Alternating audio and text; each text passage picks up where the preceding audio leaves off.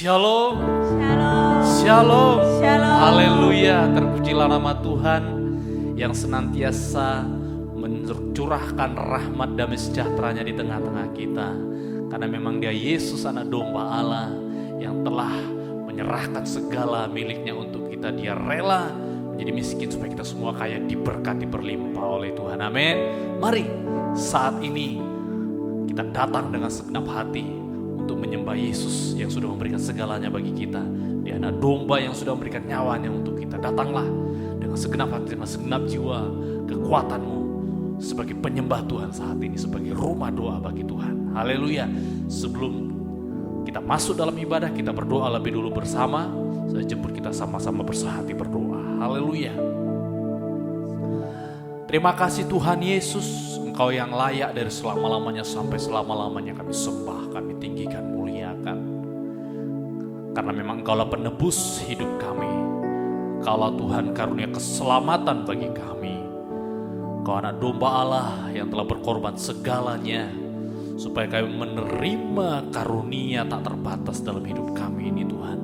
Sampai nanti kegenapan firman-Mu, janji-Mu terjadi sempurna dalam hidup kami saat Engkau datang kali kedua Tuhan Yesus. Terima kasih, inilah kami sidang jemaat-Mu datang dengan kerendahan hati.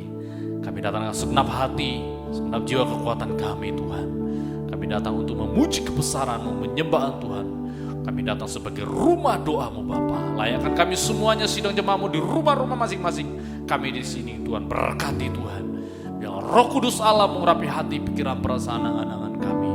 Pakai kami para pelayan-Mu semuanya sampai pada pemberitaan firman. Pakai Tuhan segala pekerjaan iblis setan yang hendak mengganggu konsentrasi kami, yang hendak mengganggu sukacita kami dalam ibadah doa kami saat ini, kami bersatu tolak, dihancurkan dia dalam nama Tuhan Yesus Kristus. Darah Yesus berkuasa. Terima kasih Tuhan. Kami mau masuk lebih dalam hadirat-Mu, bertemu muka dengan Kau Tuhan, dalam pujian penyembahan kami. Di dalam nama Tuhan Yesus Kristus kami habiskan ibadah kami. Haleluya. Amin. Dengan segenap hati, dengan segenap jiwa. Haleluya.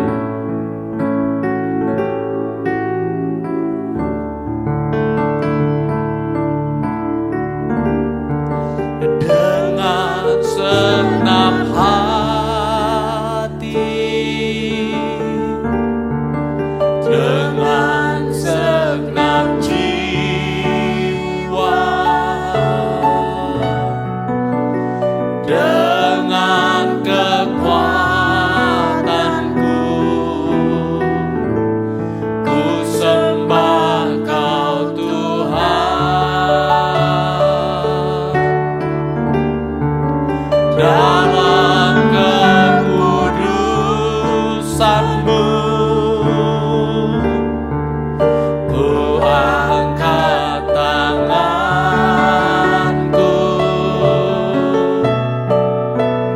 ku rindu selalu dalam hadirat-Mu. Dengan segenap hati, dengan segenap jiwa, dengan segenap hati,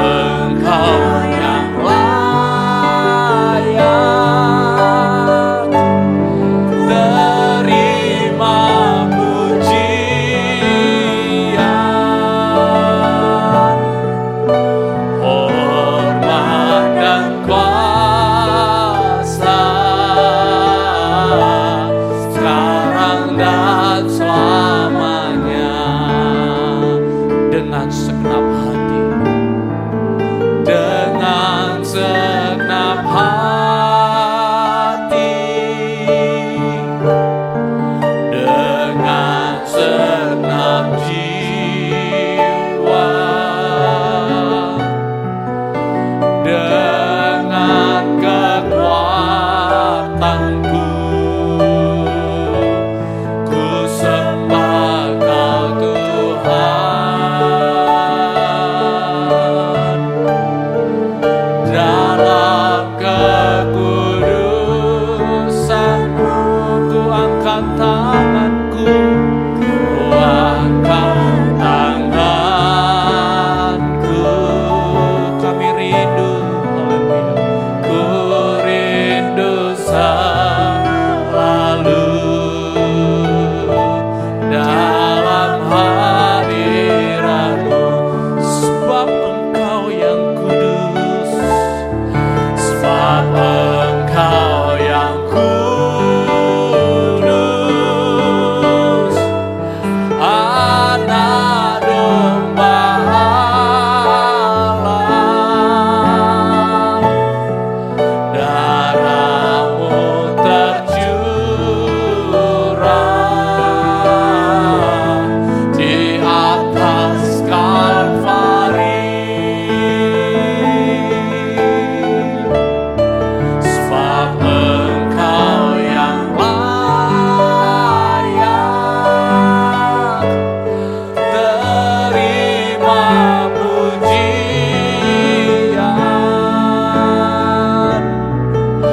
hormat dan kuasa. Sekarang sekali lagi, sebab Engkau yang kudus, Anak domba Allah, Engkau yang kudus, haleluya, Anak domba Allah, darah-Mu tercurah, darah-Mu tercurah di atas Kalvari, di atas Kalvari, haleluya. Engkau yang layak Tuhan, terima pujian, hormat dan kuasa, hormat dan kuasa, sekarang dan selamanya. Hormat dan kuasa, hormat dan kuasa, sekarang dan selamanya. Ya Tuhan, hanya Engkau-lah yang kudus, hanya Engkau yang layak terima setiap pengagungan penghormatan kami Tuhan. Engkau yang layak menerima setiap pujian penyembahan kami, karena Engkau Allah yang maha tinggi, Engkau Yesus Raja kami di dalam hidup kami. Engkau Allah yang dahsyat, Engkau Allah yang luar biasa di dalam kehidupan kami. Kasih setia-Mu tidak berubah, kasih setia-Mu tidak putus-putusnya di dalam kehidupan kami. Bersyukur Tuhan, kami mau menyembah Engkau, kami mau masuk lebih dalam hadirat-Mu Tuhan. Haleluya, haleluya, haleluya. Kau tetap Allah kami Tuhan, dan selama-lamanya sampai selama-lamanya Kau tetap Allah kami Tuhan. Haleluya, haleluya, haleluya, haleluya, haleluya.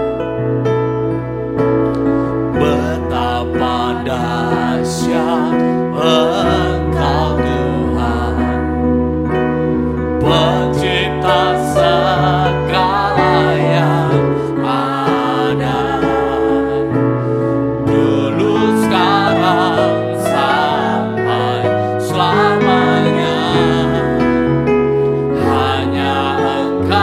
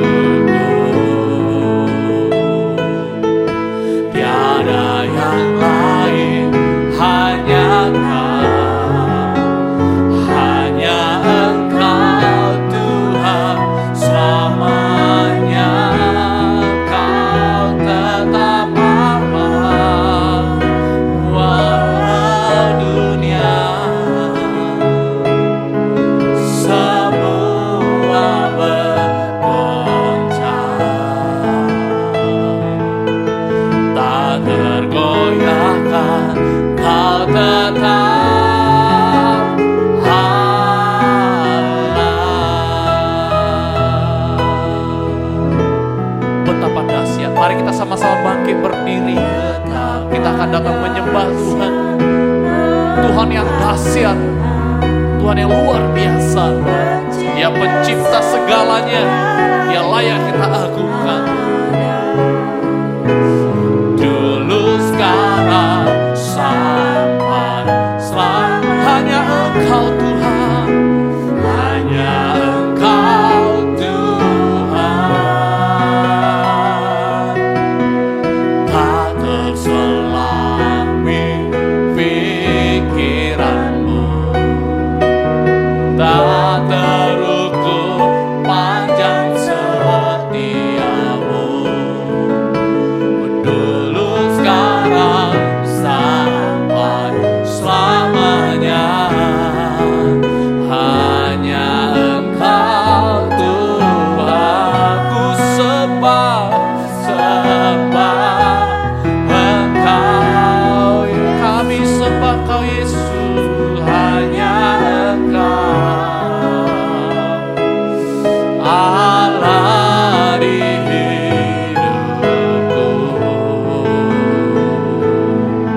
Tiada yang lain, hanya Kau, hanya Engkau Tuhan selamanya.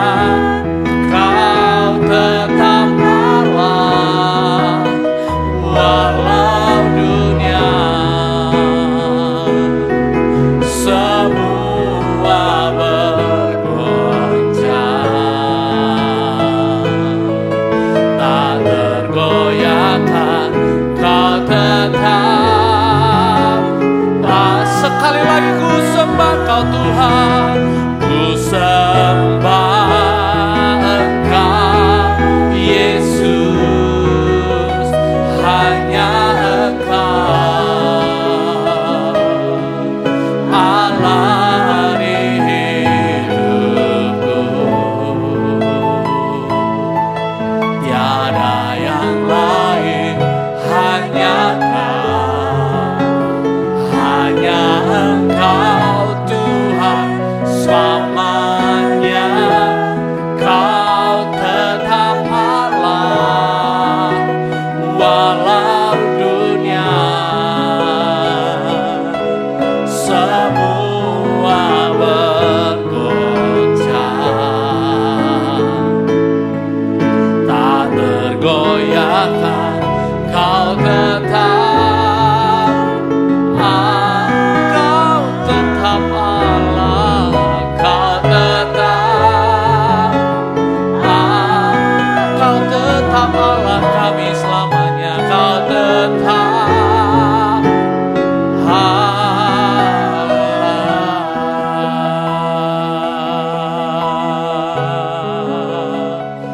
Oh haleluya, mari kita sembah Dia.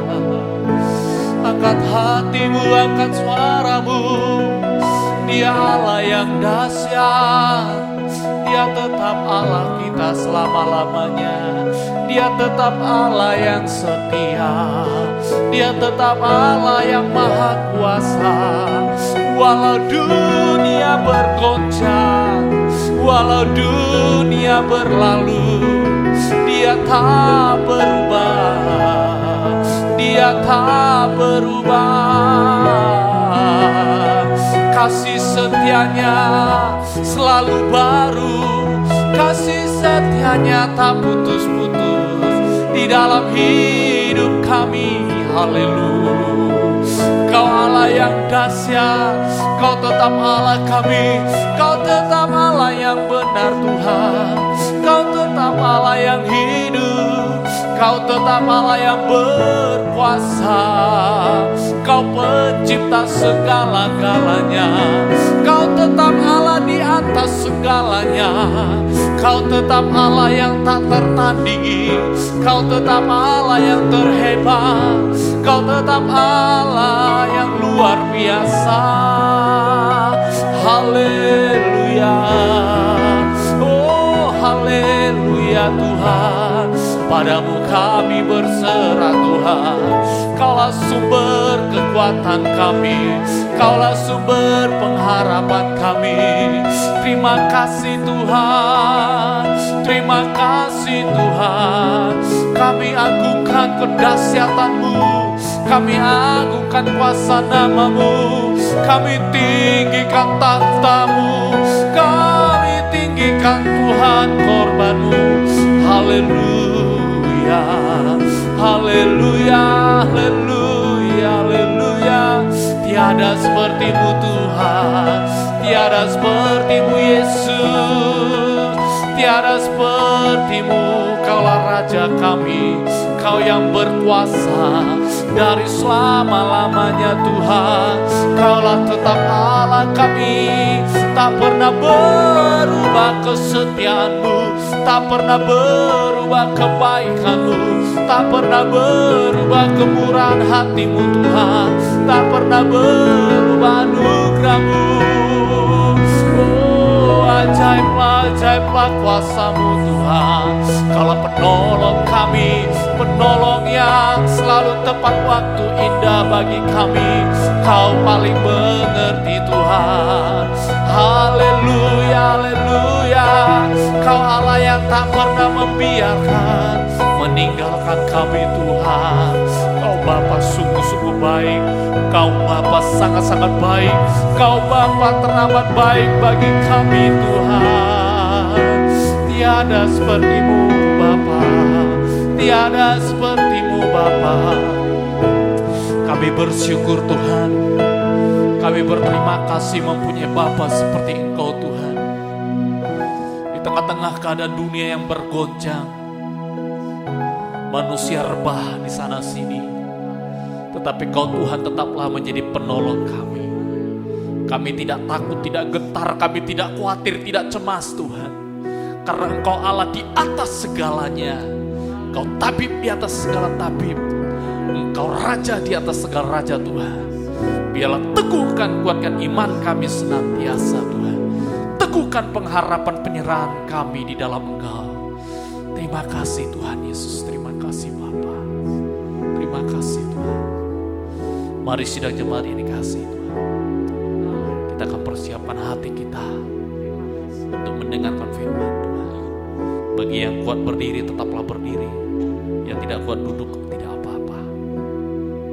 Walau seribu rebah, walau seribu rebah, walau seribu rebah. Haleluya. Tiada pernah aku ragukan, jangan pernah ragukan. Tiada pernah ku ragukan, ya Tuhan, kasih setia-Mu ya Tuhan. Setiap waktu dalam hidupku tak pernah Kau tinggalkan. Amin. Terima kasih. Meski langit tanpa suram, awan gelap pun menghadap, hadapi badai, lewati gelombang, tak pernah Kau tinggalkan diriku. Oh, terima kasih Tuhan. Walau seribu rebah di sisiku, Kau tetaplah Allah penolongku. Walau 10.000 rebah di kananku, takkan ku goyah, sebab Yesus sertaku. Sekali lagi kita pujikan. Tiada pernah ku ragukan, ini iman kita. Tiada pernah ku. Biarlah ini pengakuan kita, keteguhan hati kita. Haleluya. Kasih setia Tuhan ajaib abadi dalam hidup kita. Setiap waktu, setiap waktu dalam hidupku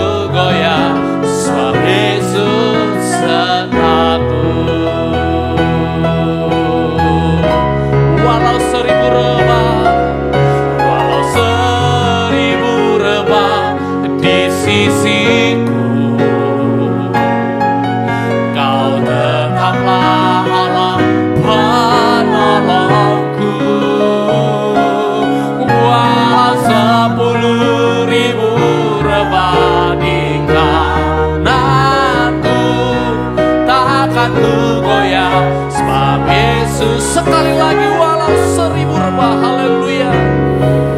Walau 1000 rebah di sisiku, ya Tuhan, kau tetaplah Allah, kau tetaplah Allah penolongku.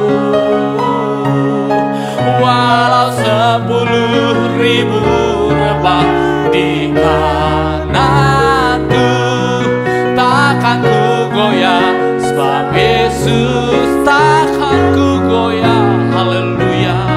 Takkan ku goyah, sebab Yesus. Takkan ku goyah, haleluya. Takkan ku goyah, sebab Yesus sertaku. Haleluya.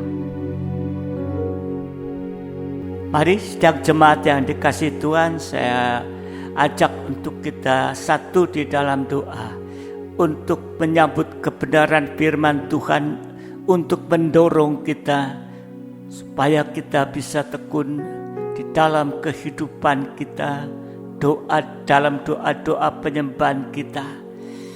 Bapa di dalam surga, kembali kami bersyukur sore malam hari ini Engkau kembali memberikan kemurahan-Mu, memberikan kesehatan, kekuatan untuk beroleh ada dalam ibadah sore malam hari ini Tuhan, di mana kami juga mau datang kepadamu. Banyak hal-hal yang perlu kami panjatkan kepadamu.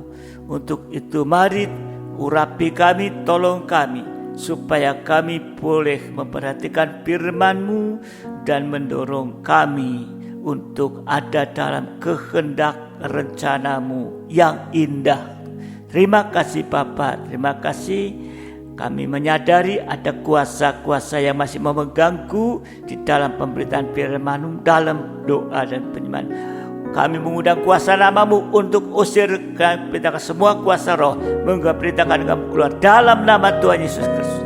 Kuasa darah Yesus menguasai setiap kami. Terima kasih Tuhan. Mari, kami sudah banyak memuji Engkau. Biarlah hadirat-Mu ada di tengah-tengah kami, di tengah-tengah sidang jemaat-Mu, dimanapun berada. Terima kasih Tuhan. Sucikan hati pikiran kami untuk menerima firman-Mu dalam nama Tuhan Yesus Kristus. Haleluya. Amin. Silakan duduk kembali sidang jemaat yang dikasihi Tuhan. Saya ucapkan selamat malam, salam sejahtera di dalam kasih sayang Tuhan kita Yesus Kristus.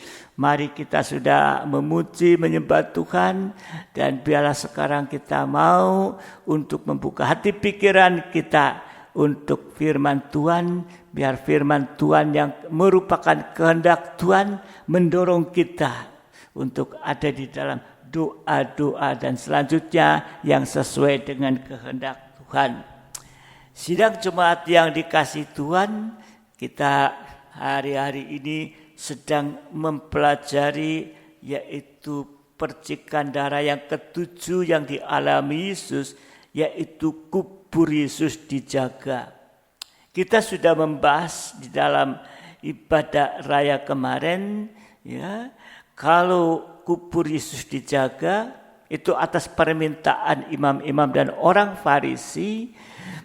Di kubur Yesus yang ada di dalam gua batu, yang kemudian ditutup, disegel dengan batu, dan kemudian dijaga, ya, itu merupakan satu hal yang mustahil kalau Yesus itu bisa bangkit.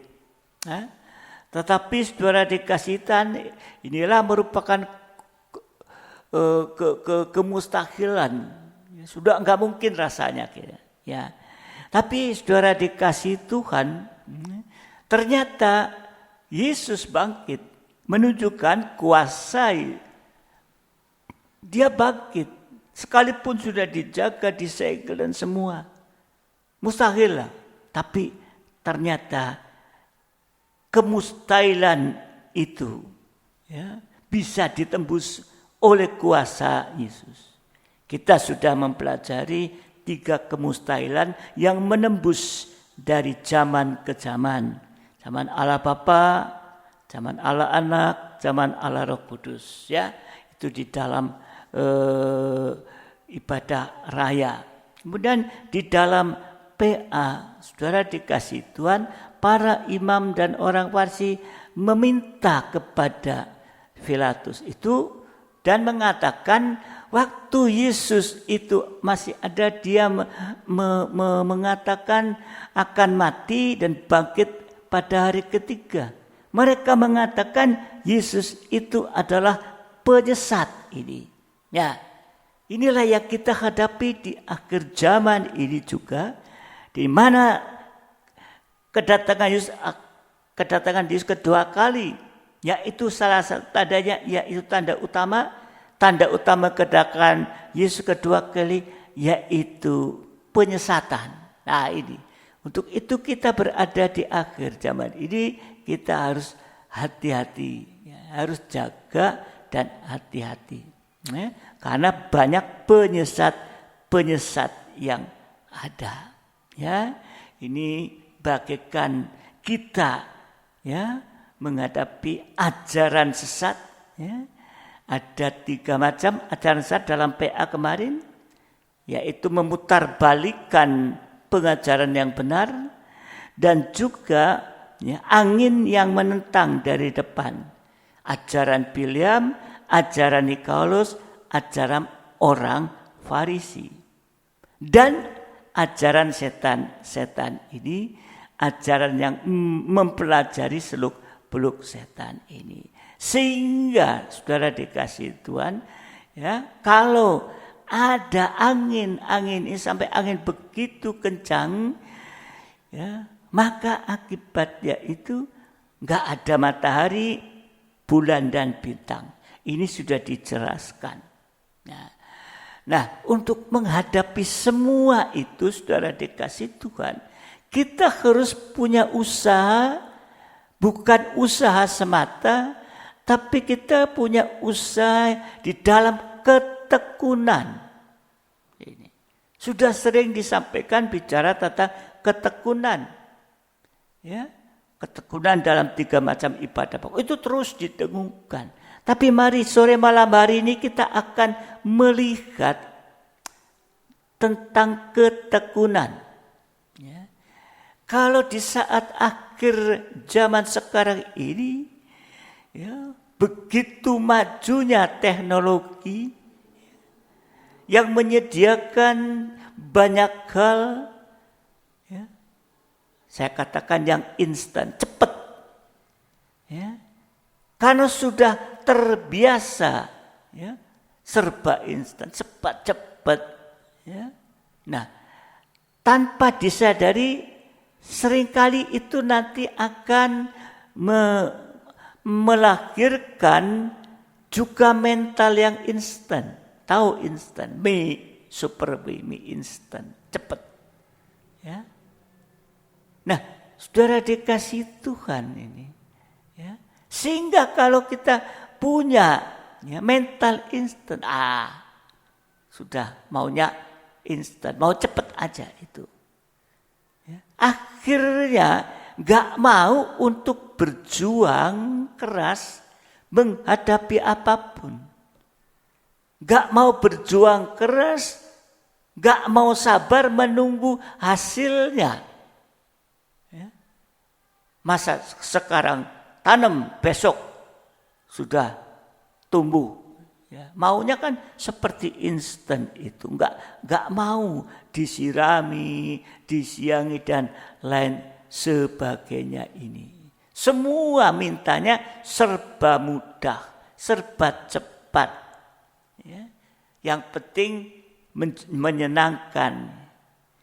Kalau kena sedikit hambatan, kena sedikit kesukaran, sudah bersungut-sungut, sudah mengeluh, sudah putus asa. Bahkan mundur sudah, ngapain? Padahal sebenarnya hampir-hampir tidak ada satupun hal yang baik atau yang bisa berkualitas baik atau bermutu baik, ya, yang bisa dicapai dengan cara instan, ya, maunya cepat, langsung selesai. Semua itu butuh proses. Ya. Kalau kita melihat proses-proses yang terjadi di dalam pertumbuhan tanaman aja, ya, bagaimana prosesnya? Ya, kalau biji tumbuh sedikit, tunas, kalau enggak disirami musim panas, ya enggak bisa tumbuh dengan baik. Ya, ini saudara dikasih Tuhan. Demikian juga dalam kehidupan kita. Semua itu lewat proses. Semua butuh dipelihara secara tekun dan rutin, berkesinambungan terus-menerus setiap hari. Itu menunjukkan pola yang Tuhan tunjukkan kepada kita. Karena itu kita butuh menumbuhkan dalam diri kita sifat tekun. Untuk tekun. Sampai benar-benar merupakan sifat itu sudah mendarah daging untuk tekun. Tekun itu berarti juga rajin, tekun itu berarti juga sungguh-sungguh, tekun itu juga tidak mudah menyerah. Ya. Sifat tekun ini memang harus dibentuk, memang harus dilatih, memang harus ditumbuhkan, juga ketekunan gak bisa secara instan. Nah, kalau kita melihat di dalam Ibrani, ya, Ibrani 10 ayat 36. Ibrani 10 ayat 36. Sebab kamu memerlukan ketekunan. Kenapa? Supaya sesudah kamu melakukan kehendak Allah, kamu memperoleh apa yang dijanjikan. Jadi dikatakan sebab kamu memerlukan ketekunan.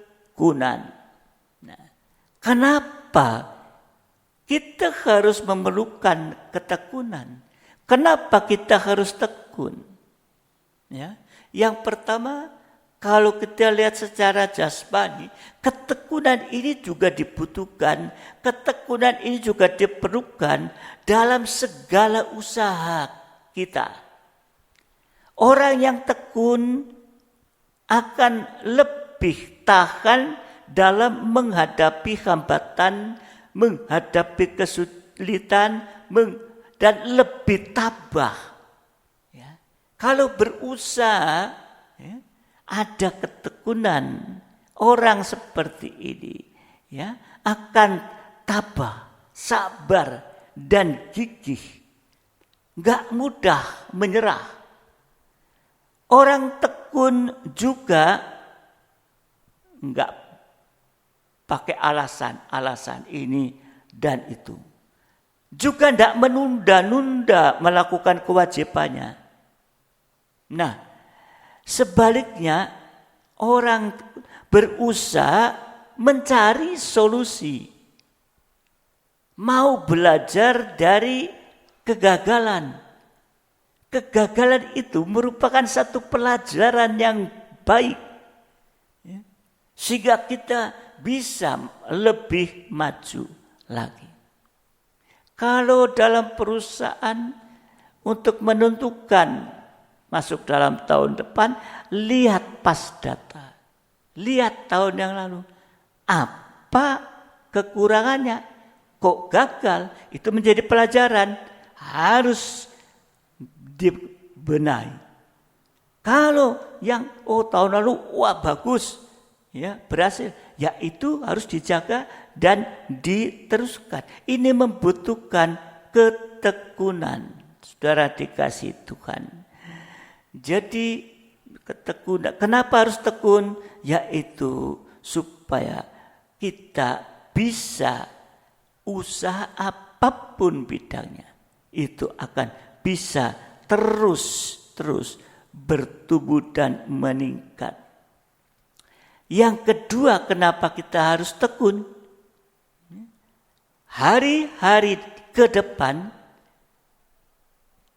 itu dikatakan 2 Timotius 3 ayat 1, karena hari ke depan akan semakin sukar. 2 Timotius 3:1. Ketahuilah bahwa pada hari-hari terakhir, kita berada dalam hari-hari terakhir, akan datang masa yang sukar. Ini saudara dikasih Tuhan. Kesukaran ini dalam segala hal ini. Kesukaran ini tidak hanya dalam bidang pekerjaan, juga semua bidang yang lain. Seperti saudara dikasih Tuhan, kesukaran menghadapi masa-masa seperti dan sebagainya. Ya, tapi kesukaran yang di sini adalah kesukaran dalam pemeliharaan kesucian, dalam keutuhan rumah tangga, dalam kesehatan, dalam pendidikan anak, sampai dalam keselamatan jiwa dan lain-lain. Kalau dituliskan dalam ayat tadi mengatakan bahwa hari terakhir akan datang masa yang sukar, itu bukan sekedar kesukaran secara jasmani tadi itu, ya. Tapi yaitu kesukaran dalam pemeliharaan kesucian, sukar untuk bertobat, sukar untuk mengalami penyucian ini, ya. Maka itu harus tekun supaya nanti kita selamat. Yang ketiga, kenapa kita harus tekun? Yaitu untuk meningkatkan kualitas atau mutu supaya bisa mencapai kualitas yang tinggi, yang lebih tinggi, baik itu secara jasmani ataupun secara rohani. Yakobus 1 ayat yang keempat, ya, ini saudara dikasih Tuhan, ya, kenapa harus tekun? Untuk meningkatkan mutu atau kualitas. Yakobus 1:4, dan biarkanlah ketekunan itu memperoleh buah yang matang. Ada buah, ada peningkatan supaya kamu menjadi sempurna. Ya. Ini peningkatan sampai sempurna dan utuh, dan tak kekurangan suatu apapun. Haleluya. Ya. Jadi ini kita perlu tekun, ya, untuk menangkil, untuk bertumbuh sampai sempurna. Saudara lihat bagaimana orang-orang yang sudah sampai sukses di atas. Itu dari nol. Saudara lihat banyak orang-orangnya, katakan konglomerat itu. Dari mana? Dari nol. Dia tekun menghadapi kesukaran. Mungkin kalau yang jualan apa, ditolak. Tapi dia tekun, terus memperbaiki, berjuang, kualitasnya diperbaiki, sampai akhirnya dia berhasil sampai di tingkat yang atas. Itu dimodali ketekunan. Kalau saudara kenal, mau tanya saya sama orang-orang yang sudah berhasil. Itu dimulai dari ketekunan, meningkatkan kualitas hidup di kita ini, secara jasmani, secara rohani, ya.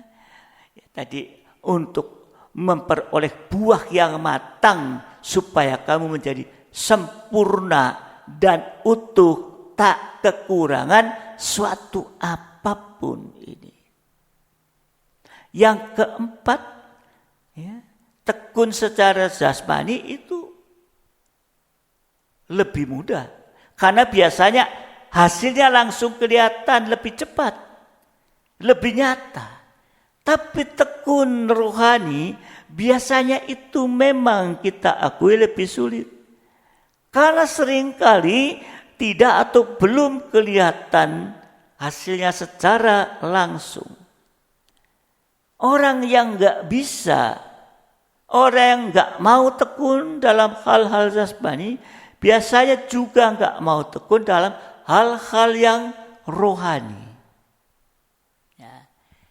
Ini yang keempat, supaya kita tekun, ya, secara jasmani, secara rohani. Ya. Untuk apa kita tekun yang kelima? Ya.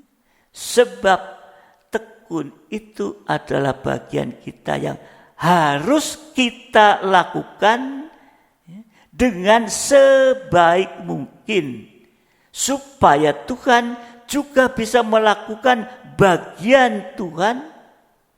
Selain itu, ini juga merupakan perintah Tuhan bagi kita.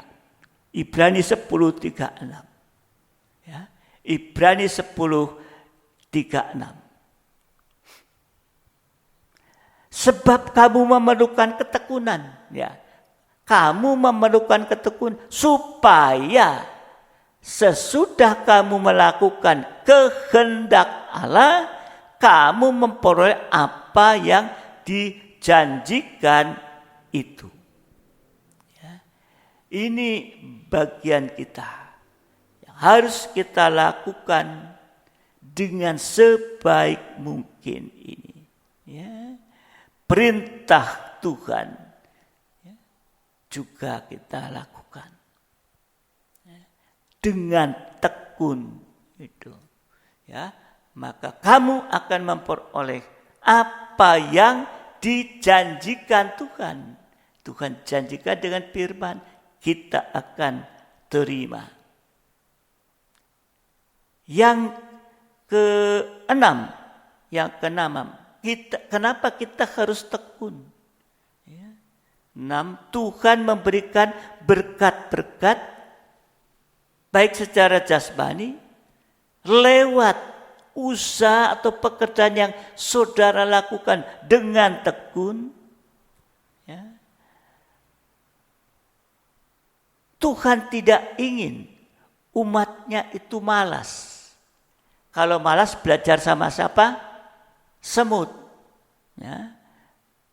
Coba kita lihat Amsal 6 ayat 6. Apa nggih toh? Ya. Hai pemalas, pergilah kepada semut, perhatikanlah lakunya, dan jadilah bijak. Ya. Jadi saudara dikasih Tuhan, kita harus tekun, supaya Tuhan memberikan berkat-berkat. Kalau tekun di dalam usaha, dalam pekerjaan, ya, maka Tuhan juga akan memberkati. Ya. Tapi berusaha dengan baik. Ya. Dengan baik seperti kepada Tuhan. Terutama dalam hal-hal yang rohani.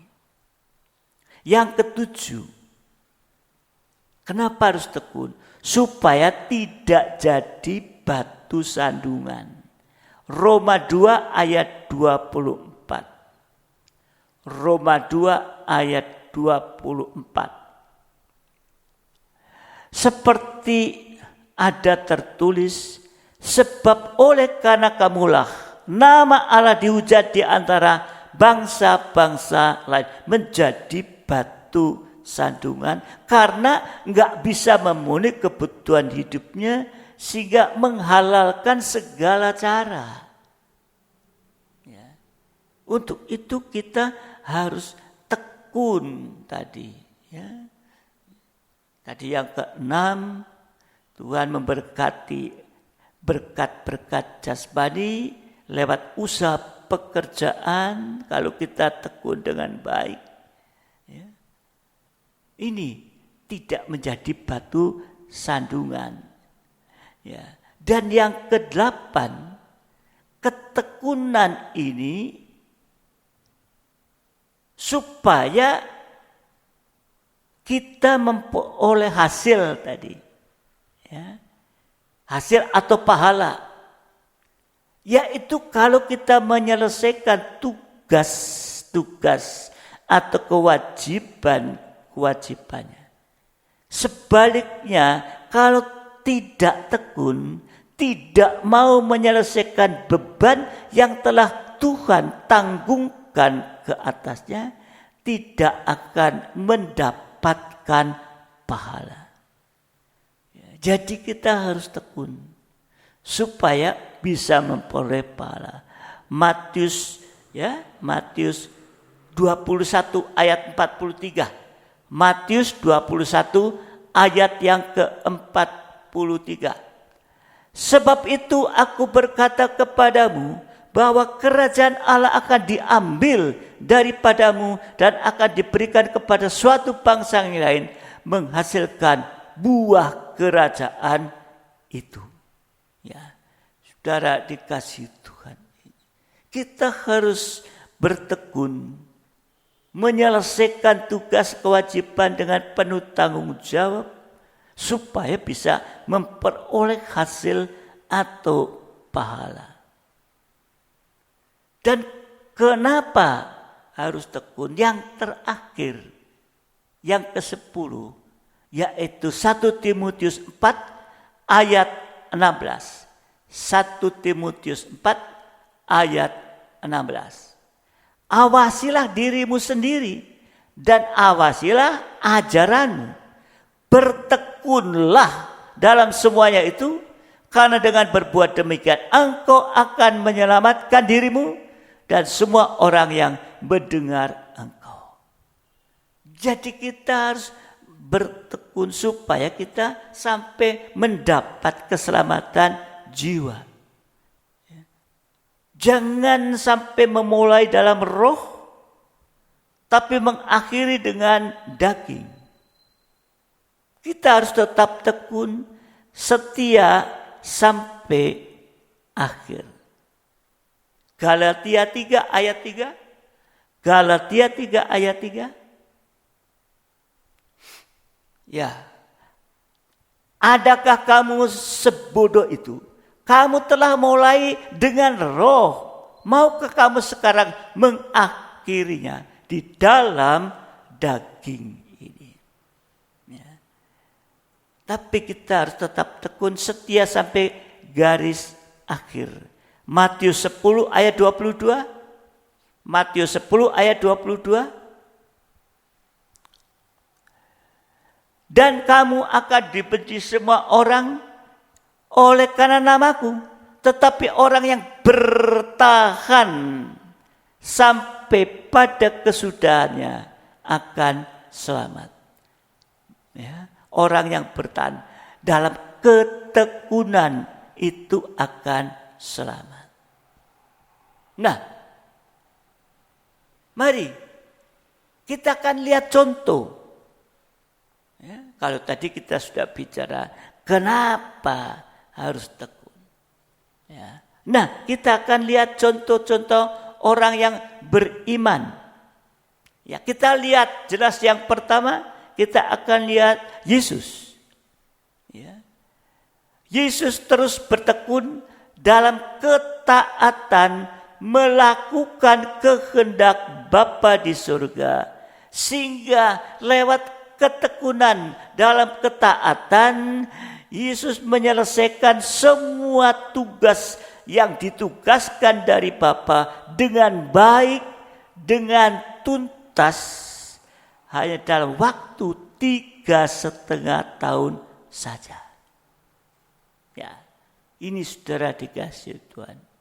Ya. Meskipun di saat itu Yesus menghadapi situasi kondisi yang tidak menyenangkan, terhadap pelayanannya dia. Bahkan dia sudah menyembuhkan dan menolong, tapi masih dia tidak menyenangkannya. Seringkali mengecewakan. Tapi Yesus terus tekun. Yesus terus tekun. Dia diderita di apapun, dia tidak sakit hati. Dia tidak berhenti. Terus sampai dia mati di atas kayu salib. Dan dia tidak sakit hati, buktinya dia berdoa. Ampunilah. Karena mereka tidak tahu apa yang mereka perbuat. Itu berdoa untuk mereka yang membuat menderita. Nah, ini saudara yang dikasihi Tuhan. Di dalam Ibrani 12 ayat 2 dan 3. Ibrani 12 ayat 2 dan 3. Marilah kita melakukannya dengan mata yang tertuju kepada Yesus yang memimpin kita dalam iman dan yang membawa iman kita ada kesempurnaan, yang dengan memperhatikan yang tidak mengabaikan kebinasaan, tekun mengikuti salib, tekun mengikuti salib, ganti sukacita yang disediakan bagi dia, yang sekarang duduk di sebelah kanan takhta Allah. Ayat yang ketiga, ingatlah selalu akan dia yang tekun menanggung bantahan yang sehebat itu terhadap dirinya dari pihak orang-orang berdosa, supaya jangan kamu menjadi lemah dan putus asa. Ini saudara yang dikasihi Tuhan. Dia tekun dalam penderitaan sampai mati di atas kayu salib. Yesus tekun mengerjakan bagian yang harus dia kerjakan. Penebusan. Dia harus mati di atas kayu, mengorbankan kepentingan sendiri dan melayani baik bangsa Israel dan melayani juga kita. Yesus mau bekerja keras. Dia tidak mudah putus asa. Bahkan terus taat sampai mati di atas kayu salib. Dan sampai sekarang pun Yesus terus tekun berdoa bagi kita untuk menyempurnakan iman ini. Filipi 1 ayat 6. Filipi 1 ayat 6. Akan hal ini aku yakin sepenuhnya, yaitu Ia yang memulai pekerjaan yang baik di antara kamu akan meneruskannya sampai pada akhirnya pada hari Kristus Yesus. Terus saudara dikasihi Tuhan. Ini contoh orang beriman yang tekun, yaitu Yesus. Terus tekun. Yang kedua, Rasul Paulus. Contoh yang kedua. Rasul Paulus itu banyak menderita, sengsara, gara-gara memberitakan Injil. Tetapi dia terus tekun. Sekalipun sampai di penjara, dia tetap tekun. Tidak patah semangat. Tuhan tidak lalai melakukan bagiannya, yaitu memberi kekuatan, menolong Paulus yang juga Rasul Paulus telah melakukan bagian dengan sebaik-baiknya. 2 Korintus 4 ayat yang ke-8. 2 Korintus 4 ayat yang ke-8. dalam segala hal kami ditindas, namun tidak terjepit. Kami habis akal, namun tidak putus asa. Ini saudara yang dikasihi Tuhan. Contoh Rasul Paulus menyelesaikan segala beban yang Tuhan tanggungkan ke atasnya. Ya.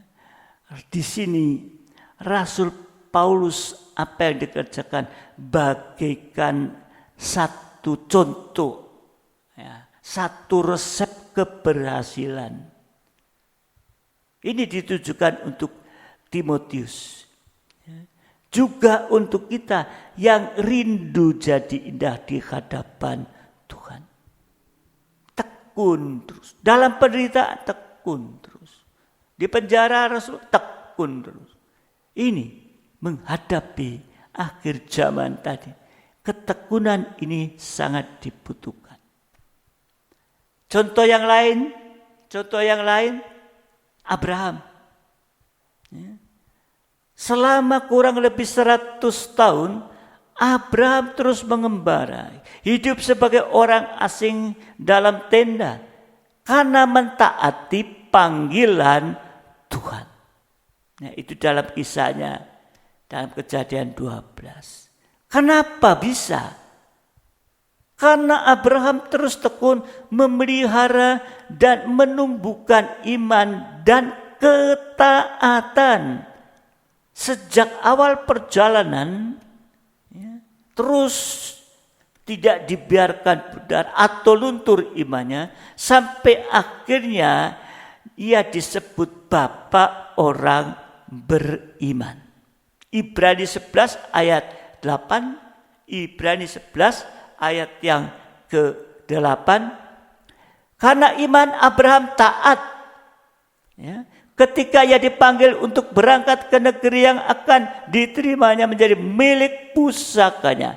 Lalu ia berangkat dengan tidak mengetahui tempat yang ia tujui. Disuruh udah berangkat aja. Kemana? Wis berangkat wae. Gak ngerti tempat yang di, tapi Tuhan yang terus memimpin. Dia tetap Abraham dalam ketekunan iman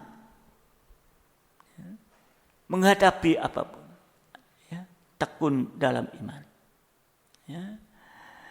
Demikian contoh yang lain Yusuf. Yusuf yang pertama tekun menjaga kesucian hidup.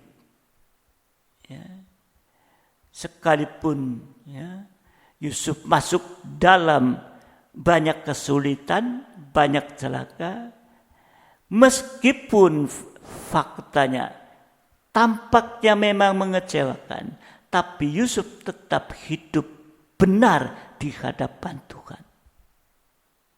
Tekun dalam hidup benar. Dan juga tekun berjalan dalam pimpinan roh. Meskipun Yusuf sudah menjadi penguasa di rumah Potifar, juga atas seluruh Mesir, Yusuf gak pulang ke rumah Bapak Yakub.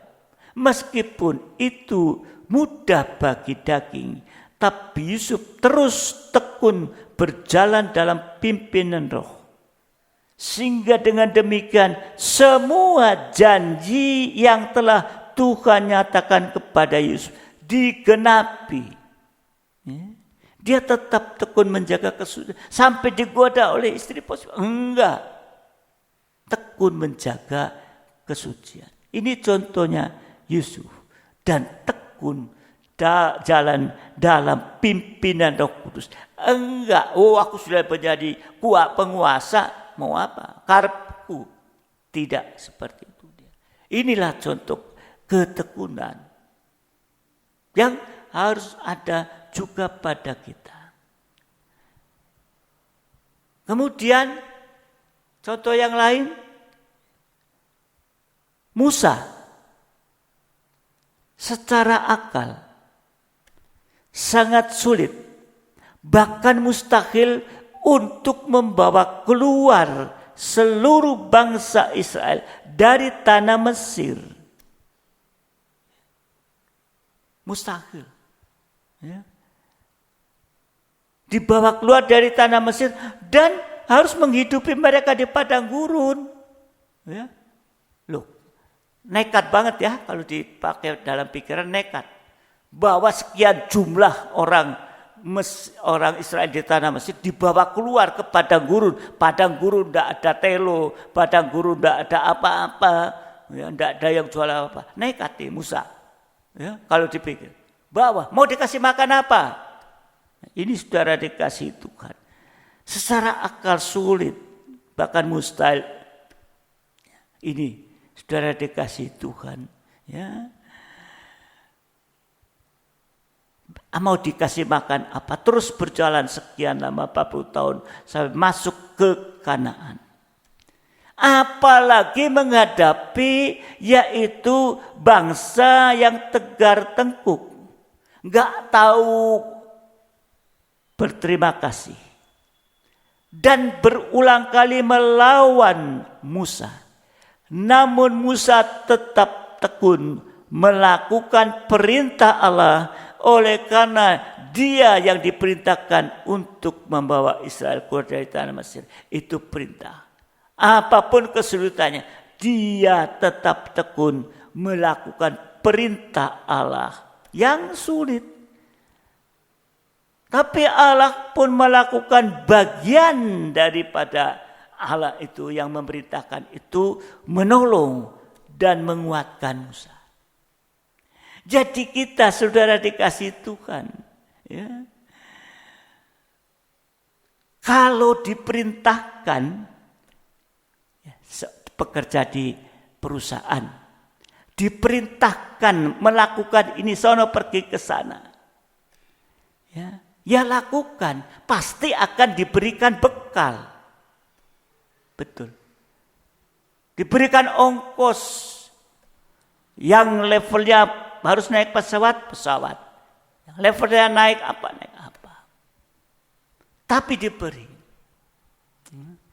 Ini saya pernah mengalami. Mungkin saya pernah bersaksi atau saya diperintahkan. Ya, waktu itu saya di pelayaran. Ya, saya manajer bagian operasi. Kemudian diperintahkan. Itu ada kapal di Balikpapan. Dereknya rusak. Ya. Karena dinamonya yang besar itu rusak. Dan kalau ditunda 1 hari, 2 hari, berapa biayanya? Ya. Saya diperintahkan. Ruth, itu yang di bengkel udah beres? Dinamonya udah. Sekarang juga kamu berangkat bawa dinamo itu pergi ke Balikpapan. Mau bawa pakai apa? Pakai kapal sekian hari. Enggak pakai kapal. Harus sampai besok.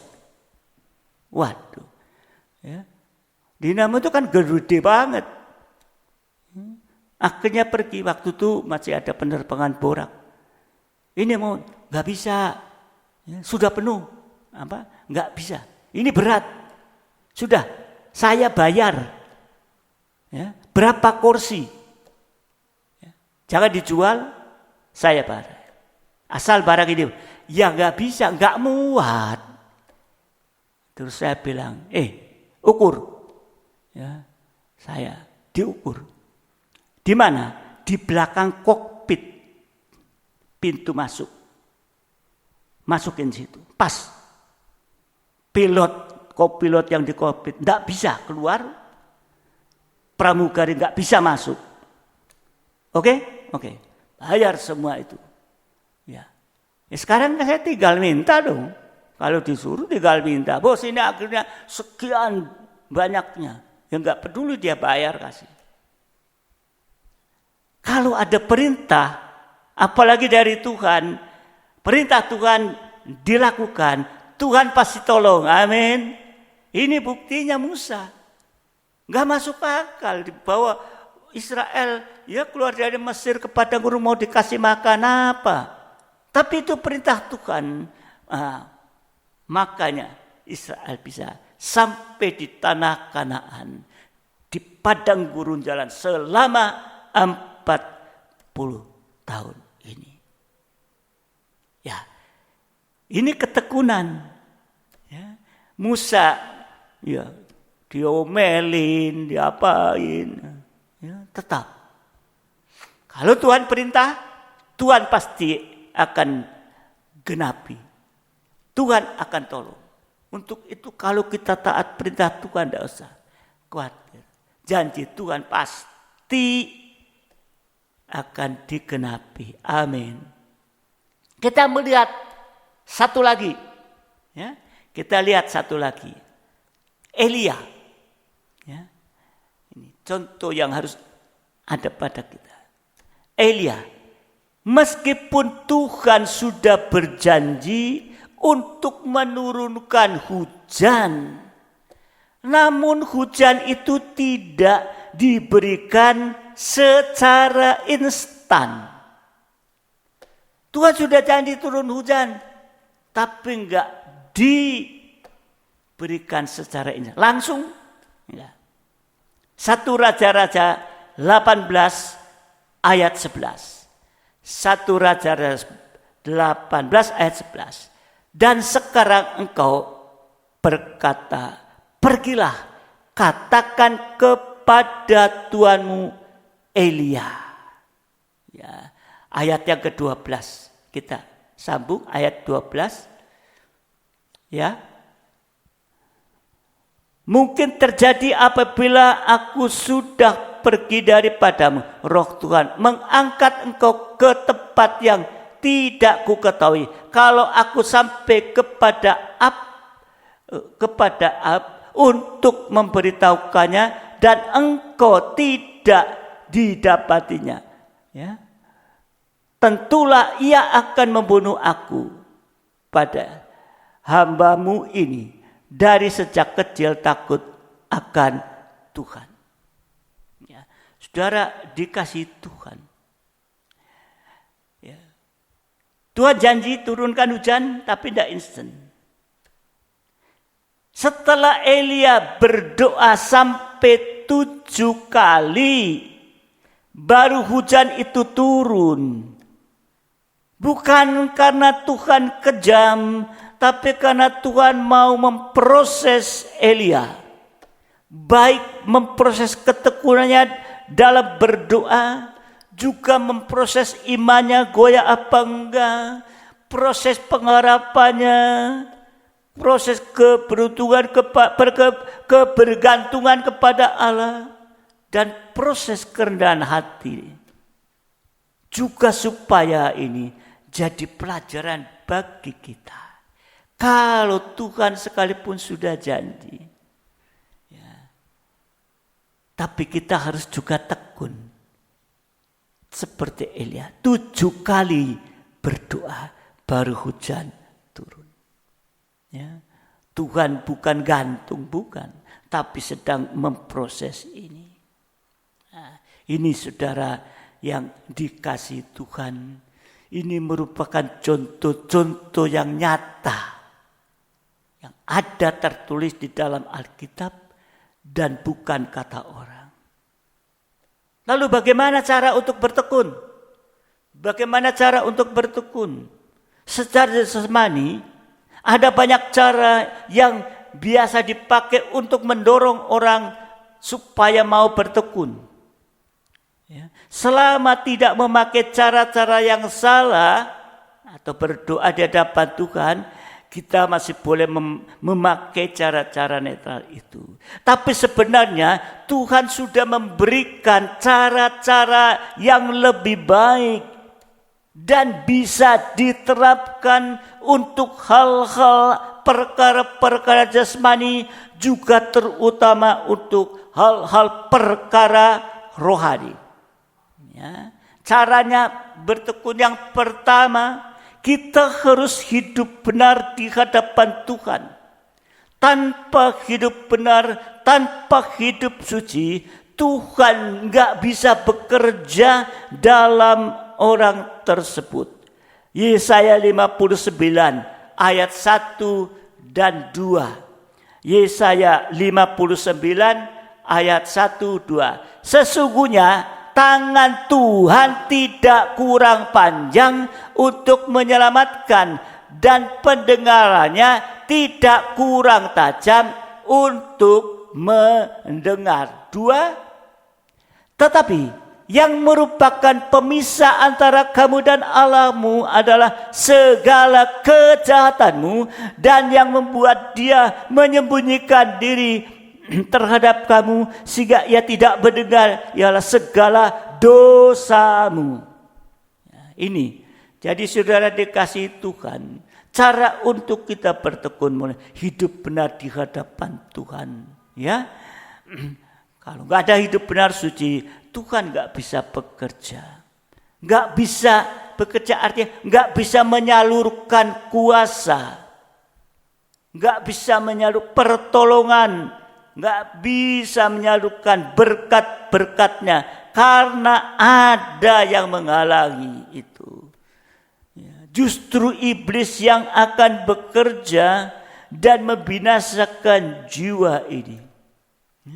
Sebaliknya kalau kita bisa hidup benar, maka Tuhan akan memberi kemampuan, memberi anugerahnya, dan memberi kekuatan kepada kita. Ini ya, cara untuk bertekun yang pertama. Cara bertekun yang kedua, ya, selain hidup benar di hadapan Tuhan dan hidup suci, yang kedua percaya penuh. Percaya sepenuhnya kepada Tuhan Yesus dan kepada janji-janjinya yang tertulis dalam Alkitab, yang semua merupakan perkataannya. Tanpa ini mustahil untuk bisa terus bertekun dalam hal-hal yang rohani. Bahkan itu dianggap sebagai satu kebodohan. Nah, jadi jangan buang iman, ya, jangan buang iman kita kepada Tuhan. Jangan tertipu oleh ajaran yang menyesatkan atau Mesias palsu yang sekarang sedang bekerja di akhir zaman ini. Dan yang ketiga, cara untuk bertekun yang ketiga, kalau ada iman kepada Tuhan Yesus, maka juga akan timbul pengharapan. Sehingga kita mampu melakukan satu tindakan iman dan terus melakukannya seperti Abraham, seperti Musa dan lain-lain, sambil menunggu penggenapan janji-janji Allah yang tidak kelihatan atau belum kelihatan oleh mata jasmani ini.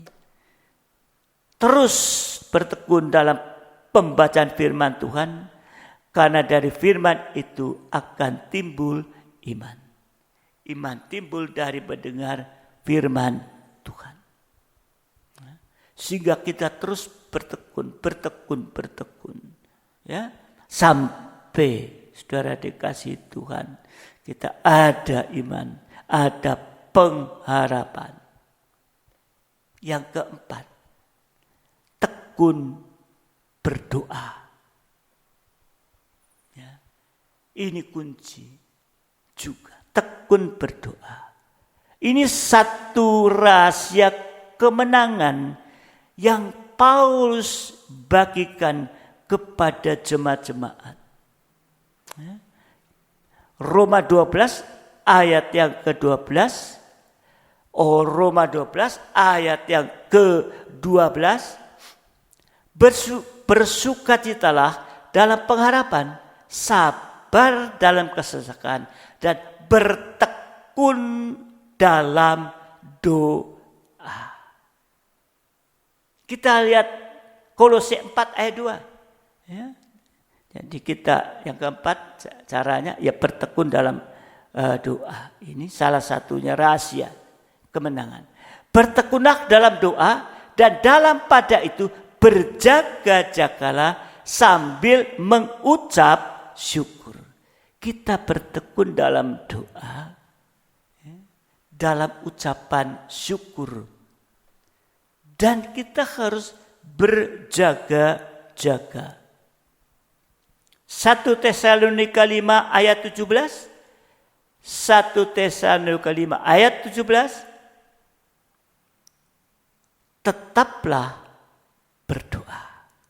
Ya, ini kunci, saudara dikasih Tuhan. Ya, untuk kita terus sampai doa ini harus tekun dalam. Ini satu rahasia kemenangan yang Rasul Paulus beritahukan kepada sidang Jumat. Tadi di Roma, di Kolose, ya, saudara dikasihan. Juga Yesus sendiri terus bertekun berdoa. Ya enggak? Yesus bertekun di dalam doa. Di pagi hari dia berdoa. Markus 1:35. Ya, ini buktinya Yesus bertekun dalam doa. Pagi, siang, malam. Ya. Di dalam ya, Markus 1:35. Pagi-pagi benar. Subuh. Waktu hari masih gelap, ia bangun dan pergi keluar. Ia pergi ke tempat yang sunyi dan berdoa di sana. Pagi-pagi benar subuh. Yesus berdoa. Malam hari, Matius 14 ayat 23. Matius 14:23. Ya. Dan setelah orang banyak itu disuruhnya pulang, Yesus naik ke atas bukit untuk berdoa seorang diri. Ketika hari sudah malam, ia sendirian di situ. Malam hari, Yesus berdoa. Juga siang hari, Lukas 5:16. Lukas 5:16. Akan tetapi ia mengundurkan diri ke tempat-tempat yang sunyi dan berdoa. Ya, saudara dikasih Tuhan. Ya, ini ya pada siang hari tadi. Ya, mengundurkan diri ke tempat yang sunyi dan berdoa. Ini Yesus ya berdoa. Pagi-pagi benar, malam, siang hari. Sepanjang hari tekun di dalam doa. Ini biarlah juga menjadikan yaitu satu proses ketekunan, ya, sehingga tekun di dalam doa. Yang kelima, ya, jalan dalam pimpinan Roh Kudus. Jadi Roh Kudus yang akan terus memimpin. Karena dia adalah Allah yang Maha Tahu, dia tahu dengan tepat mana yang akan berhasil dan mana yang tidak. Dan dia ingin memberitahukan kepada kita. Ya. Yohanes 16 ayat 13. Ya. Banyak ayat untuk membuktikan kebenaran ini supaya kita bertekun. Ya. Yohanes 16:13. Tetapi apabila ia datang yaitu Roh kebenaran, ia akan memimpin kamu ke dalam seluruh kebenaran. Sebab ia tidak akan berkata-kata dari dirinya sendiri, tetapi segala sesuatu yang didengarnya, itulah yang akan dikatakannya. Dan ia akan memberitakan kepadamu hal-hal yang akan datang. Ini saudara dikasih Tuhan. Roh Kudus Allah Maha Tahu. Asal kita mau mendengar suara pimpinan Roh Kudus dan mau mentaatinya, maka Roh Kudus akan terus menuntun kita sampai persoalan-persoalan itu selesai dengan baik. Kalau Roh Kudus mencegah, berhenti dulu. Berdoa lagi. Minta peneguhan dari Tuhan. Minta peneguhan apa? Minta yaitu kemantapan dari Tuhan. Amsal 19 ayat 21. Amsal 19 ayat 21. Amsal 19 ayat 21. Banyaklah rancangan di hati manusia, tapi keputusan Tuhanlah yang terlaksana. Ini merupakan satu peneguhan, ya. Itu yang kelima, harus tekun jalan dalam pimpinan Roh Kudus. Yang keenam, kita jangan suka tergesa-gesa, ya. Belajar menunggu waktunya Tuhan, ya. Tunggu waktunya Tuhan yang tepat.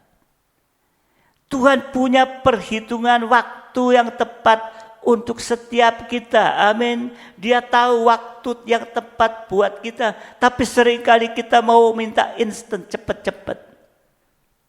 Ya, kita harus tekun. Ya, menanti waktunya Tuhan. Bahkan untuk setiap perkara yang kita hadapi. Kalau Tuhan sudah meneguhkan kita, meskipun sekian lama belum nampak hasilnya, kita harus tetap bertekun. Karena mungkin ada satu maksud tertentu yang Tuhan ingin kerjakan di dalam kita. Jadi kita jangan keluar dari relnya Allah ini. Ya. Pengkhotbah 3 ayat 1 dan 11.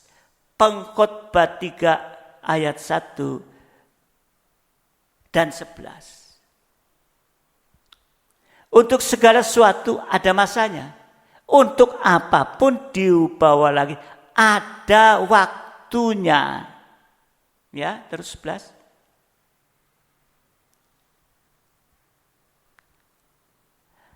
Ia membuat segala sesuatu indah pada waktunya.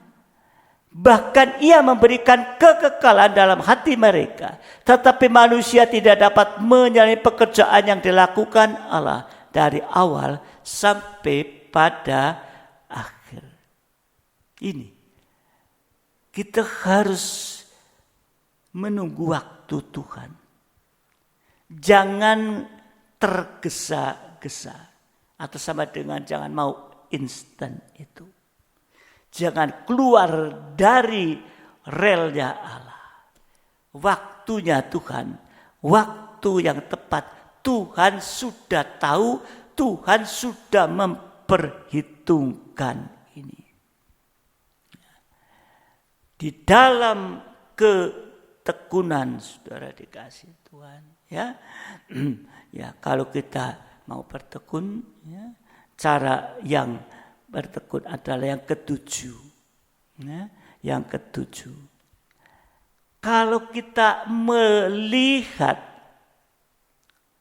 satu pahala ya, yang akan kita peroleh nanti. Ya, seperti Rasul Paulus, dia bisa tetap kuat, tetap tekun, dan bertahan menghadapi begitu banyak penderitaan yang menghalanginya. Kalau saudara lihat tentang Rasul Paulus ini, ya, nah, saudara dikasih Tuhan, ya, jangan kalau melihat pahala yang kita peroleh, ya, sehingga kita tetap kuat. Oh ya akan ada pahala. Maka kita terus bertekun sampai kita mendapat. 2 Korintus 4, 17, 18. 2 Korintus 4, 17, 18. Sebab penderitaan ringan yang sekarang ini mengerjakan bagi kami kemuliaan kekal yang melebihi segalanya. Jauh lebih besar daripada penderitaan kami. Ya. Sebab kami tidak memperhatikan yang kelihatan, melainkan yang tak kelihatan. Karena yang kelihatan adalah sementara, sedang yang tak kelihatan adalah kekal. Itu yang dilihat oleh Rasul, ada pahala. Ya. Saudara dikasih Tuhan, kita lihat satu rahasia Musa, Ibrani 11.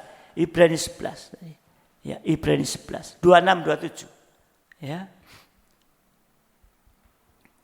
Ibrani 11, 26-27. Ia menganggap penghinaan karena Kristus sebagai kekayaan yang lebih besar daripada semua harta Mesir. Sebab pandangannya ia arahkan kepada upah. 27. Karena iman, maka ia telah meninggalkan Mesir dengan tidak takut akan murka raja. Ia bertahan sampai ia melihat apa yang tidak kelihatan.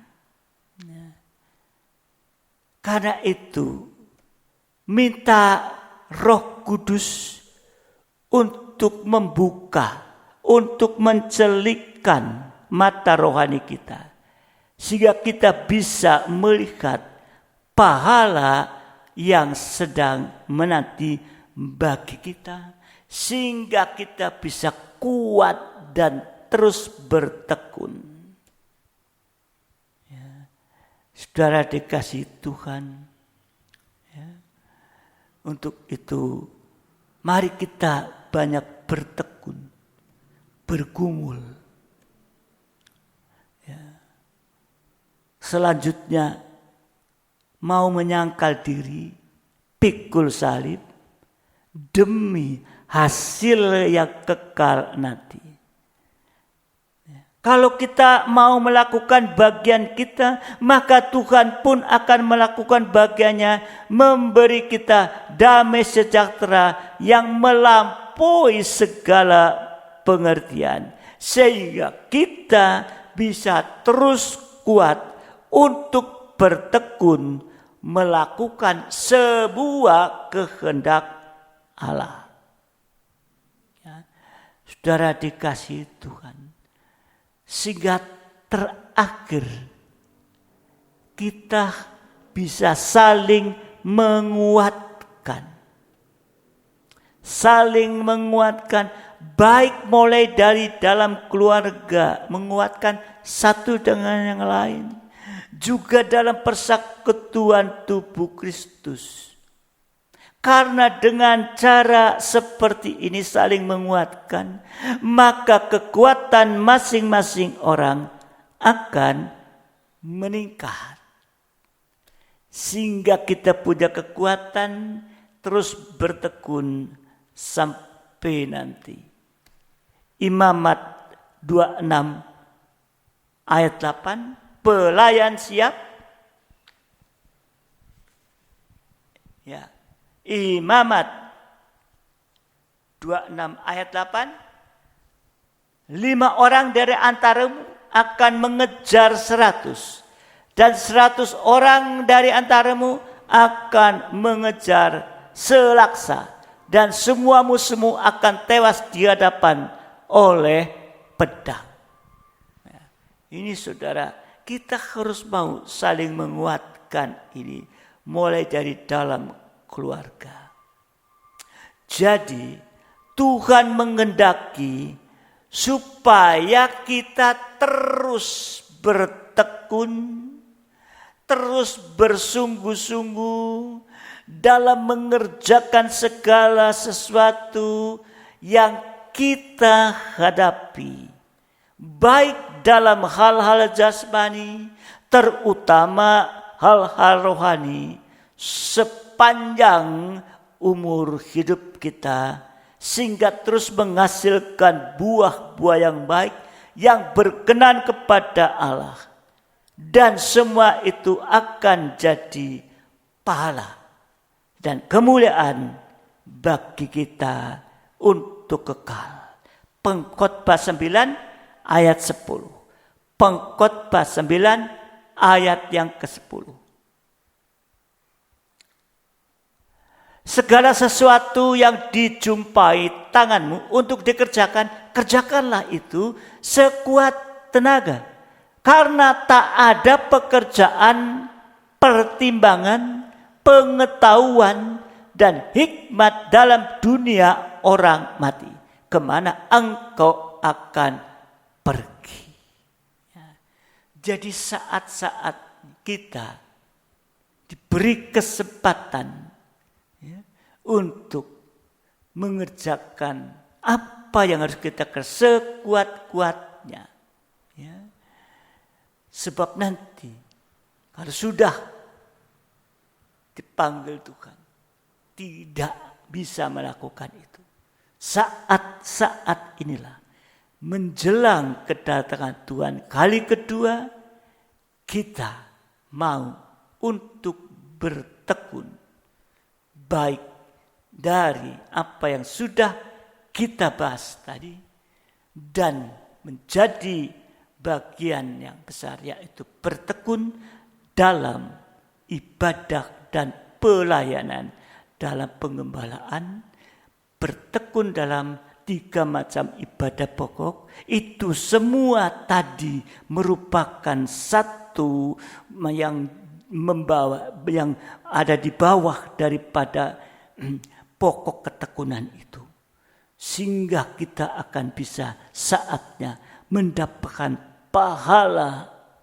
Untuk itu, apa yang sedang kita bahas di dalam firman Tuhan dalam pengembalaan, kita tetap bertekun untuk mendengarkan firman dalam ibadah dan bertekun untuk melakukan taat dengar-dengaran.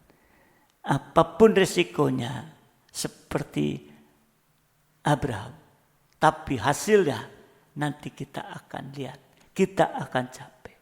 Biar kita bergumul berdoa, Tuhan memberkati kita.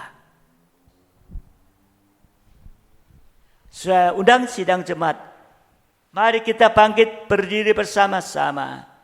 Kita akan masuk, ini kita datang menyembah dan berdoa kepada Tuhan. Apa yang Tuhan sudah sampaikan, biarlah kita berdoa sesuai dengan kehendak Tuhan. Haleluya. Kita akan pujikan pujian seperti suara yang ada di surga. Haleluya, haleluya, haleluya.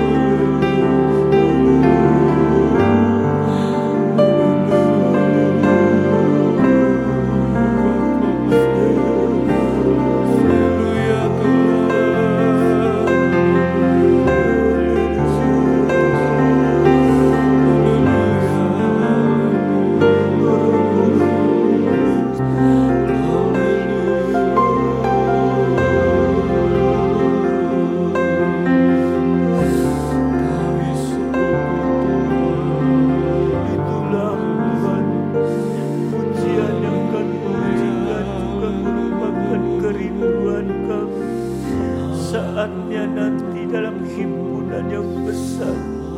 Boleh memujikan ini, di mana kami sudah berada bersama dengan Engkau Tuhan.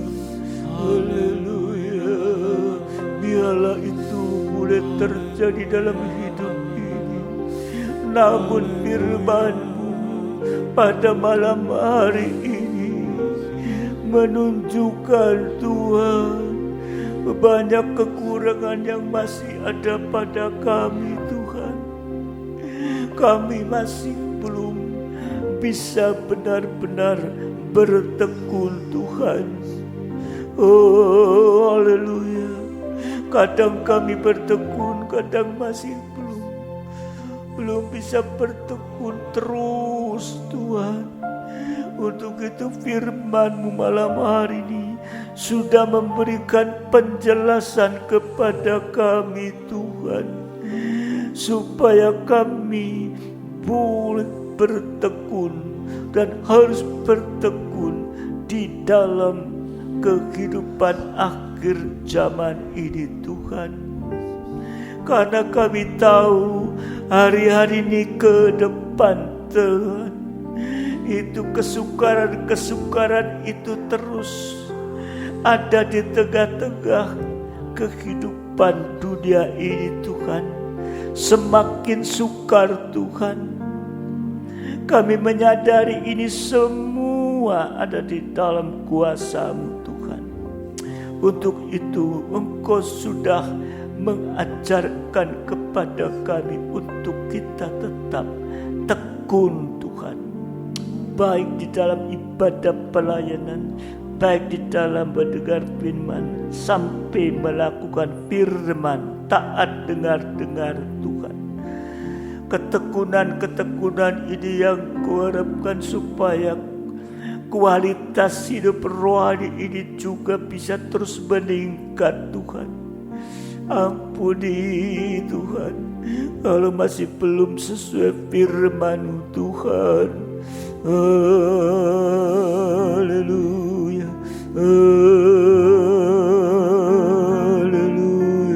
Haleluya. Sampai kami boleh mendapatkan keselamatan jiwa ini Tuhan, sehingga kami boleh bersama dengan Engkau saatnya nanti Tuhan. Kalau kami boleh melihat contoh-contoh hamba-hamba-Mu yang tertulis dalam Alkitab Tuhan, itu menjadikan Bapa di dalam surga, yaitu bukan saja pengetahuan kami, tapi kami bisa meneladani ketekunan mereka Tuhan. Oh haleluya Yesus. Haleluya. Haleluya. Haleluya. Haleluya.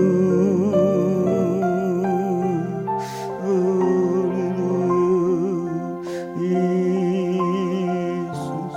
Yesus. Roh Kudus kami butuh Tuhan. Roh Kudus yang menolong, Roh Kudus yang akan memberi kekuatan kami. Haleluya. Mari Roh Kudus. Haleluya. Haleluya. Haleluya. Biarlah firman pengajar pribadi-Mu dengan kuasa urapan Roh-Mu Tuhan membuat kehidupan kami bisa hidup benar di hadapan-Mu Tuhan. Apa-apa yang kurang, yang salah, Kau membenarkan Tuhan, sehingga kita bisa terus bertekun di dalam Engkau Tuhan. Dan kami boleh percaya sepenuhnya, tidak meragukan Tuhan. Seringkali kami masih suka meragukan Tuhan. Ampuni Tuhan. Oh haleluya. Biar janji-janji-Mu yang pasti akan digenapi bagi kami bisa kami percaya sepenuhnya, tidak meragukan Tuhan. Haleluya, haleluya. Karena jaminan yang pasti di mana Engkau sudah mati di atas kayu salib dengan ketaatan dan bangkit pada hari ketiga. Engkau sudah menang dan memberikan kemenangan bagi kami Tuhan menghadapi setan Tritunggal ini. Untuk itu perlu kekuatan dalam ketekunan Tuhan, sehingga kami tidak akan mudah dikuasai oleh setan Tritunggal, karena kami sudah ada di dalam kuasa tangan-Mu Tuhan. Terima kasih Bapa, terima kasih. Biar firman-Mu malam hari ini dan urapan Roh Kudus boleh ada di dalam kehidupan kita, bukan sekedar dimengerti sebagai pengetahuan saja, tapi bisa diterima dan dilakukan Tuhan. Oh, terima kasih Bapa, terima kasih, terima kasih. Banyak hal yang diperhadapkan kepada kehidupan di bumi ini Tuhan, dan semua itu Bapa di dalam surga tidak ada yang mampu untuk menyelesaikan kecuali Engkau sendiri yang bertindak Tuhan. Tapi biarlah situasi apapun yang Kau izinkan terjadi, di saat kami boleh tekun Tuhan, dalam ketekunan maka penyelesaian itu akan datang bagi kita juga, khususnya untuk anak-anak-Mu, hamba-hamba-Mu, pelayan-pelayan-Mu yang hidup benar dan mempercayakan hidup sepenuh kepada Tuhan dan taat dengan dengaran. Terima kasih Bapa, terima kasih. Demikian juga bagi sidang jemaat di dalam nikah, ada masalah problema buah nikah juga, kami percaya Engkau juga yang mampu untuk menolong sampai selesai masalah-masalah yang ada. Yang menghadapi sakit penyakit yang Kau izinkan, kami tahu Engkau mengizinkan sakit untuk supaya kehidupan ini bisa tahu dan menyadari bahwa hanya Engkau yang mampu, dan biarlah mereka mau taat dengar-dengaran. Kami percaya di saat itu kuasa sakit penyakit itu akan diangkat dan disembuhkan Tuhan. Tidak ada yang mustahil di hadapan-Mu, sakit apapun juga. Biarlah yang sakit akan sungguh-sungguh mau mendengarkan firman, masuk dalam rencana Tuhan. Demikian juga bagi kehidupan yang ada di dalam pekerjaan usaha, mungkin saat ini juga menghadapi banyak masalah, tetapi ketekunan itu dibutuhkan sehingga masalah-masalah yang ada tidak menghalangi, menghambat Tuhan dalam pemeliharaan, perlindungan, juga dalam pekerjaan yang dikerjakan dengan ketekunan Tuhan, sehingga apapun yang diperhadapi tidak mudah putus asa, tapi terus tekun di dalam Engkau. Terima kasih Bapa di dalam surga.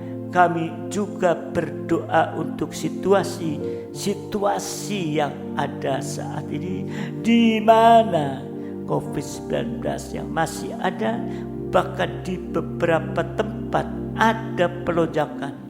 Tetapi kami percaya semua itu akan membuat kehidupan masyarakat yang ada untuk lebih taat kepada protokol kesehatan, tidak sembarangan, tetapi bisa melakukan dengan ketaatan.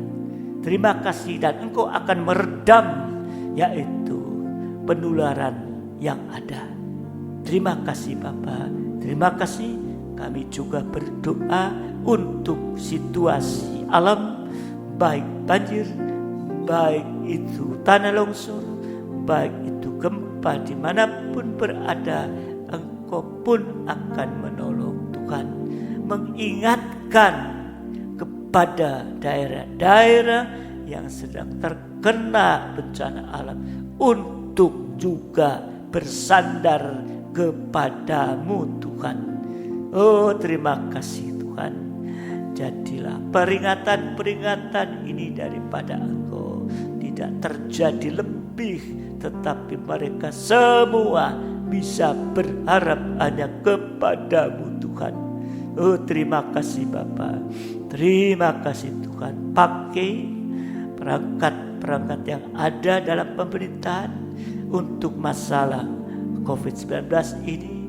Juga berdoa bagi pucuk pimpinan negara, Bapak Presiden, staf yang ke bawah, supaya bekerja sesuai hikmat yang daripada Engkau.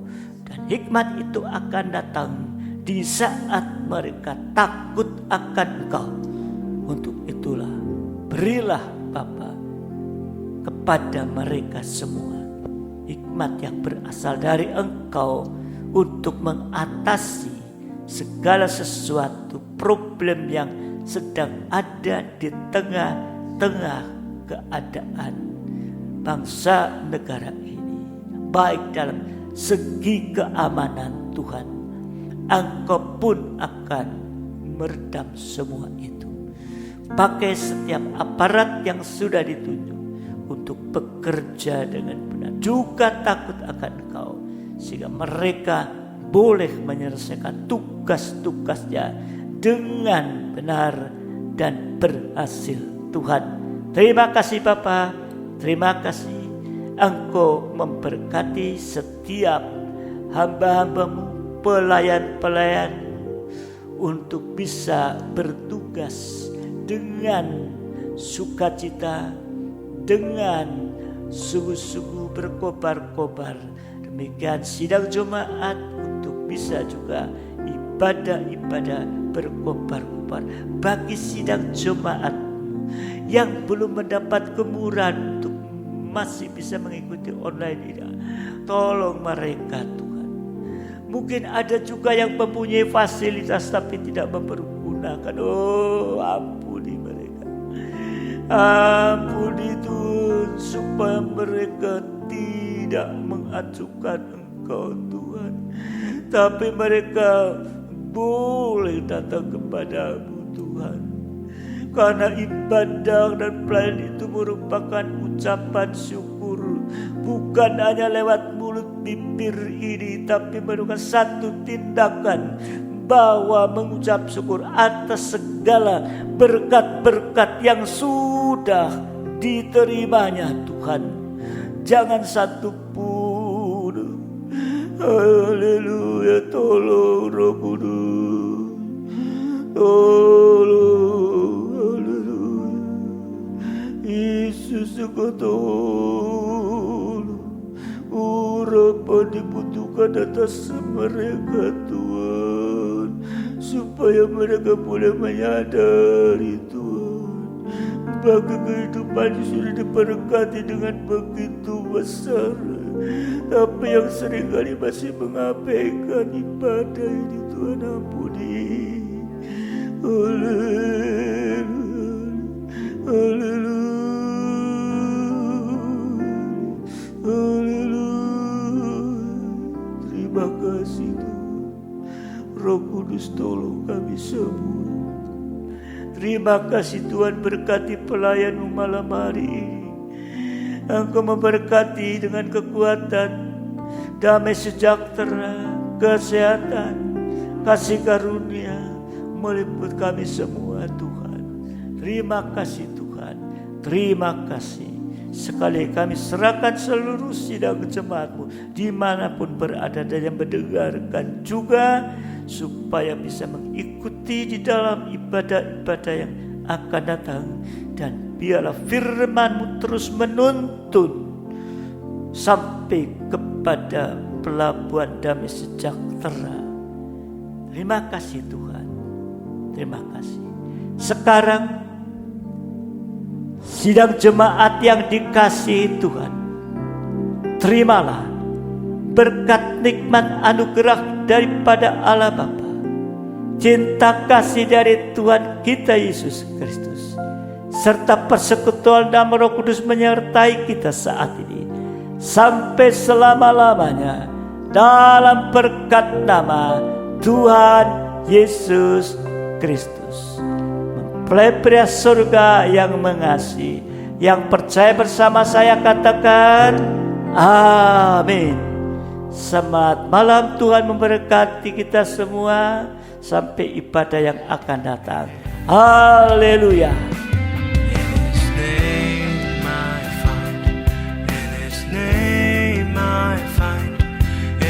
Name